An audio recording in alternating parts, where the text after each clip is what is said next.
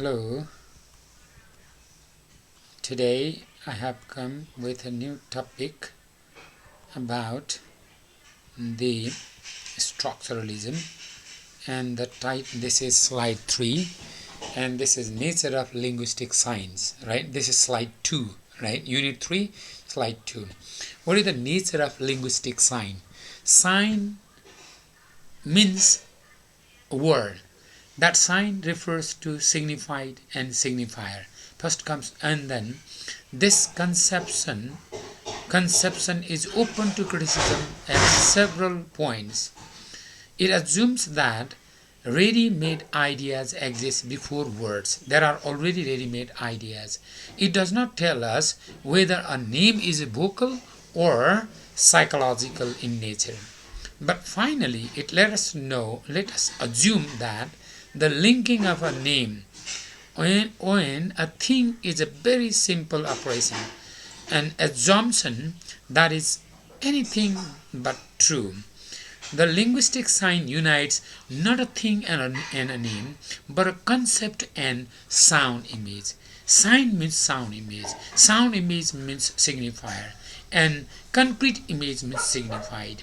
The latter is not the material sound or purely physical thing, but the psychological imprint of the sound and the impression that it makes on our senses, right? And this T is more there in print, this better to remove, right?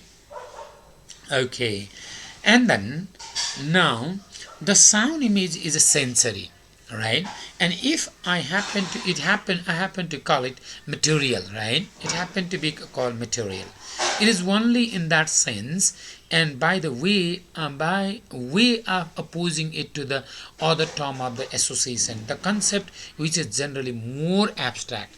Concept is always abstract, right? The sign is there, and sign refers to signifier and signified, and the concept of that sign is quite abstract. The psychological character of our sound images becomes apparent when we observe our speech. That means combination of a concept and sound image. Concept means idea, concept means signified, sound image means signifier, right?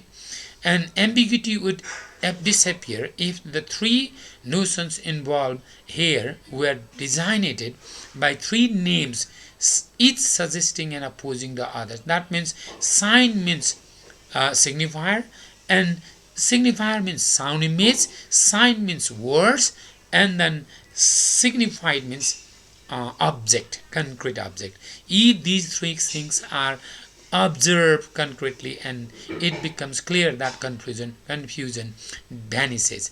To retain the word sign means sign, this is in Saussure's term. To designate the whole and to replace concept and a sound image respectively by signified, that is signifier and signifier.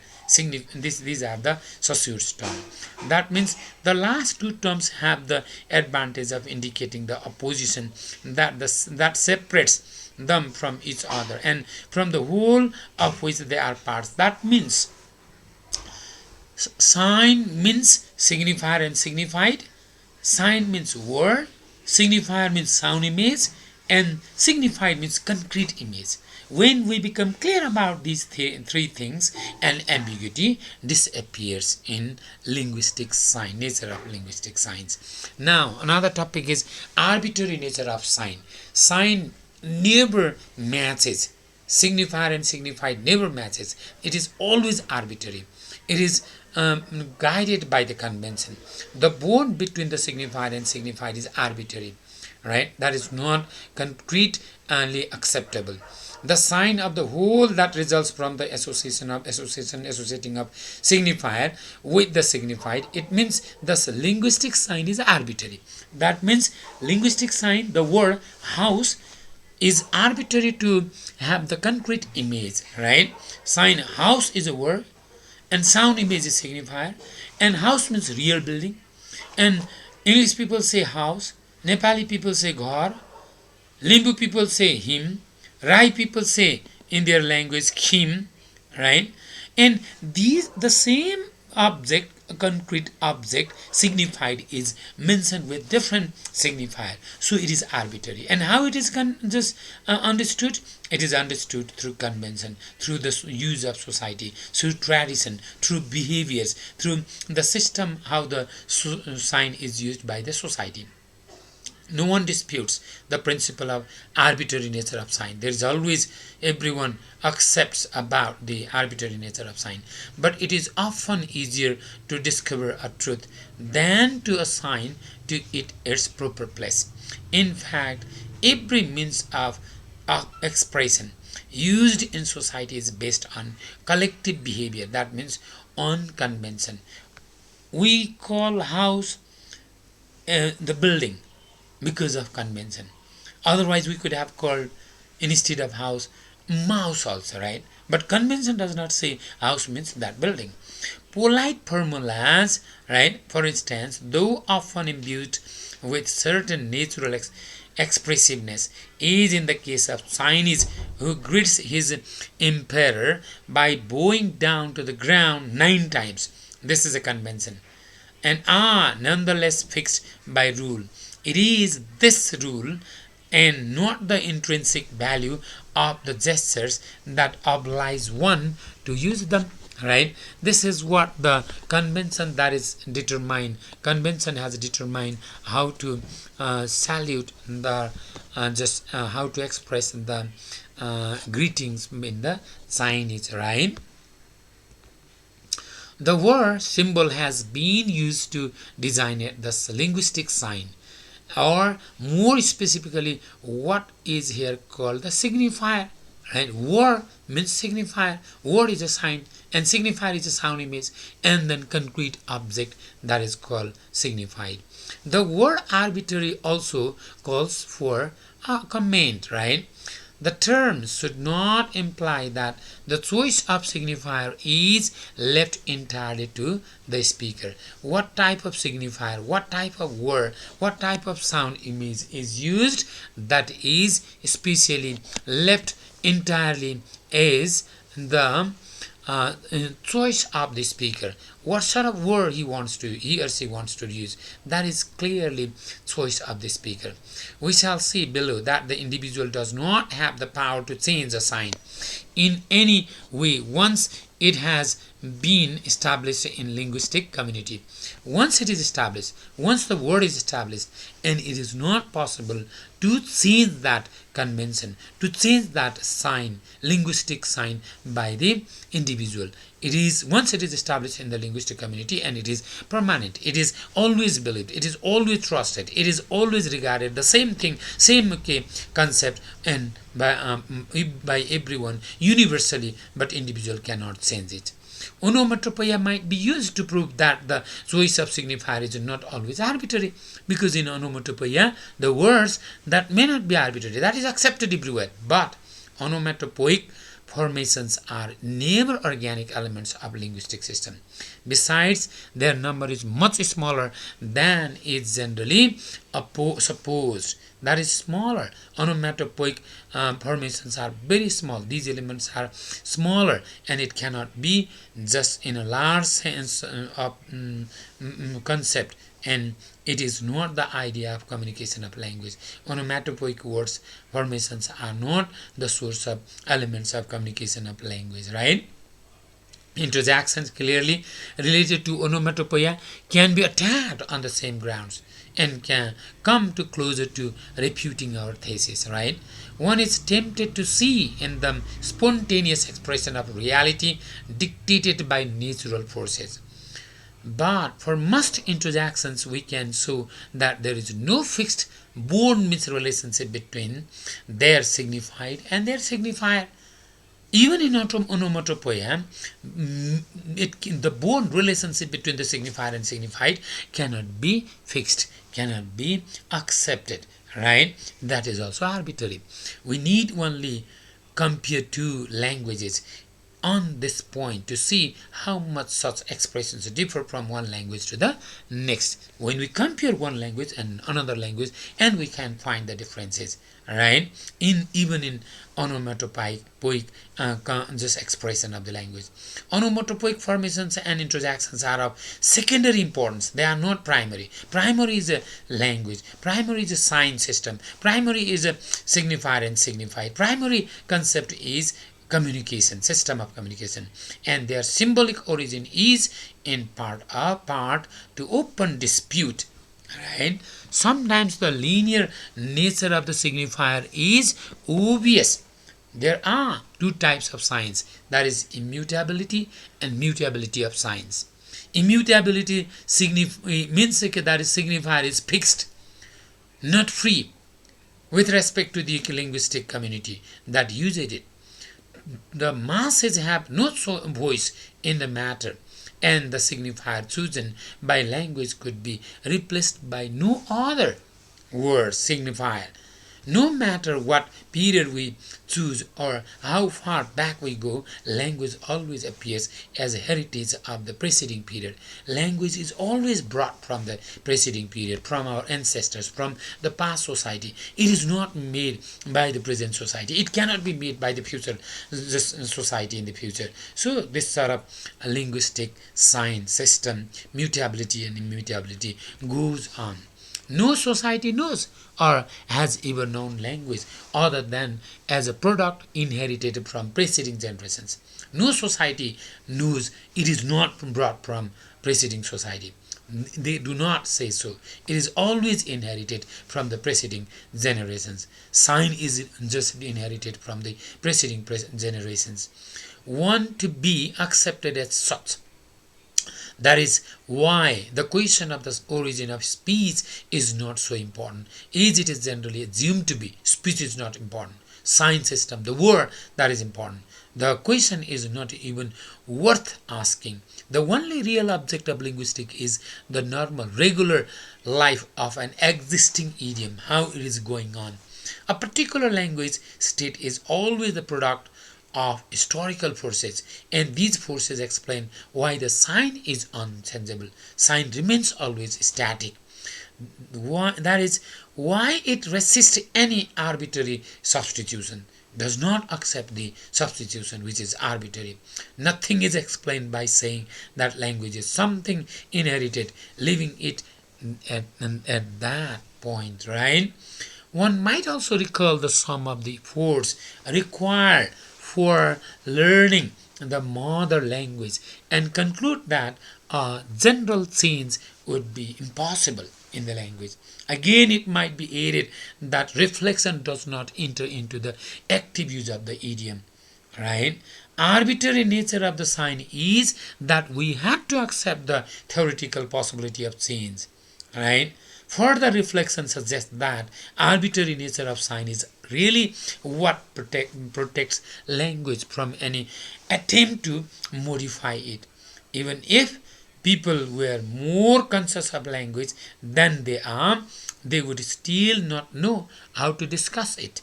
Right? The reason is simply that any subject, in order to be discussed, must have a reasonable basis. We cannot discuss any subject about the language without the reasonable foundation. There must be foundation of logic and then reason why the language is so.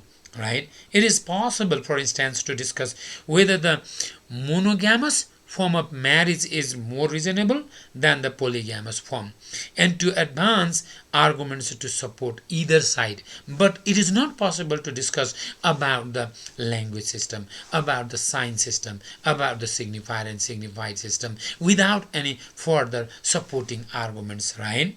But language is a system of arbitrary signs and lacks the necessary basis, the solid ground for discussion. It does not have any ground for discussion. It is not solitary. It is not complete solid ground to discuss about the concept of language on the basis of sign, signifier and signified, right? The multiplicity of signs necessary to form any language, right? Multiplicity, not single sign is required. right? Another important deterrent to linguistic change is the great number of signs that must go into the making of any language. There are large number of signs, and it is through the help of those large number of signs the making of sound goes on, sign language goes on and on. The over complexity of the system. A language constitutes a system. It is the language that constitutes a system, makes a system. In this one respect, language is not completely arbitrary, but is ruled to some extent by logic. Sometimes we call it that the constitution of the, while constituting the system, that language, maybe it is not arbitrary, but it cannot be applied logically. It is here also, however, that the inability of the masses to transform it becomes apparent, right? The system is a complex mechanism that can be grasped, misunderstood only through reflection. The very ones who use it daily are ignorant of it. People who use that speech, who use that language, the mechanism how it is functioning through the brain, that is complex, and people do not know about it and they ignore about it. Collective inertia towards innovation is there. Language is at every moment, everybody is concerned. It is not inanimate, it is animate, right? It is life, having its own life, spread throughout society and manipulated by it. Language is spread throughout society, and people are manipulated by the language. Language is something used daily by all. It is not individual property. Here we are unable to set off any comparison between it and other institutions. Everyone participates at all times through the use of the language. So language is a product of social forces. Does not suffice to show clearly that it is unfree, remembering that it is always the heritage of the preceding period. It is derived, inherited from our forefathers, from our ancestors, and it is always governed and controlled and guided by the convention, by the tradition, by the society who use the language, right? Because the sign is arbitrary, it follows no law other than that of tradition. The sign is arbitrary and it follows the laws of tradition, and when it follows the law of tradition, and then only it becomes possible to function properly. Language, it is and because it is based on tradition, and it is arbitrary. If it is not based on tradition and convention, language does not function well, right? Arbitrariness means almost determined, guided, controlled, and governed by the tradition, convention, right? Now, mutability. What is mutability? Regardless of what the forces of change are, whether in isolation or in combination, they always result in shift in the relationship between the signified and the signifier. Language is radically powerless to defend itself against the forces which from one moment to the next are shifting the relationship between the signified and signifier. It is arbitrary. It is not powerless to defend. Language cannot defend itself. Right? This is one of the consequences of arbitrary nature of the sign. When the language cannot defend for its unarbitrariness, that is the arbitrary nature. Nothing could be more complex than the arbitrary nature of the signs. It is a product of both the social force and the time. Language is the product of social force. Language is the product of time, both social force and the time. And no one can change anything in it. No one has the power to change the language. So language is always governed and inherited by the forefathers, by the ancestors, and by the tradition, by the convention. And on the other hand, the arbitrariness of its science theoretically entails the freedom of establishing just any relationship between phonetic substance and ideas, right? Mutability is so inescapable that it even holds true for artificial languages, right? Whoever creates a language controls it only so long as it is not in circulation. Maybe if someone creates the language and that language can be controlled by that person only up to that time when it is not circulated, used by other community. But once it is used by other community, it cannot be controlled by the creator. From the moment when it fulfills its mission and becomes the property of everyone, control is lost. When the language invented word, sign is used by the community, and when the mission of that invention of the word is completed, and when it becomes the property of everyone and no one can control it, and the creator also, inventor also cannot control it, and control gets lost. Avoiding sterile word definitions within the total phenomenon represented by speech, we first signaled out two parts. Language first, means word first, and then speaking, means speech. First sign, and then sound image, and then concrete image. Language is speech, less speaking. Right? Language means speechless speaking. Without speech also there is a speaking sound. There is a sign system. There is a language. Even if you do not speak, and it is already speaking automatically there. It is the whole set of linguistic habits which allow an individual to understand and to be understood, right? But this definition still leaves language outside its social context, and language definition is speechless speaking cannot be complete definition, right? Because speechless, but it is always in the social, within the social context. It cannot go out of the social context. It makes language something artificial since it includes only the individual part of reality, right? The linguistic sign is arbitrary. Language as defined would therefore, right, seem to be a system which, because it depends solely on a rational principle, is free and can be organized at will. Its social nature, considered independently, does not definitely rule out this viewpoint. Means social nature of the language, contextual nature of the language cannot be ruled out. Doubtless, it is not on a purely logical basis that group psychology operates. One must consider everything that deflects reason in actual contacts between individuals. But the thing which keeps language from being a simple convention that can be modified at the whim of interested parties is not its social nature. It is rather the action of time combined with the social force. Language is used within the social force, within the social context, and it is used in the certain action of time. And if it is left out, if that language is left out, the linguistic facts are incomplete. That cannot function. No conclusion is possible if it is left out, right? So social context is much more important for the use of language. Without the social context, language cannot be just used. Arbitrariness. I told you, I gave one example that language is always arbitrary. In the sense, the word sign, house is a sign, and signifier is a sound image, and then concrete building is just a object signified. And I told you the house means in Nepali language, Nepali sign ghar, and ghar means is a sound image, and real object, that house is signified. And in Magar it is him. See, the same object, same signified, different sound signifier. Him. Rai says him, Limbu says him. Okay, and then see, Hindi says makan, right? And then in the same way there are 7,000 languages in the world, right?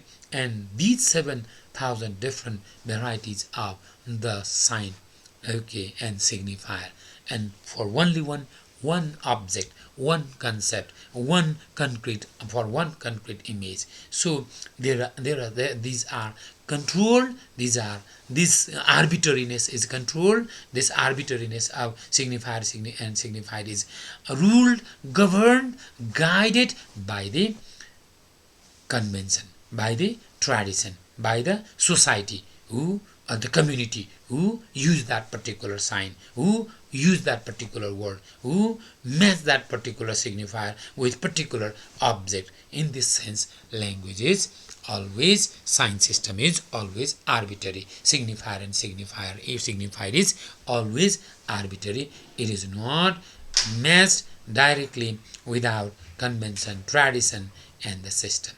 Right? This is how the arbitrariness of language can be defined.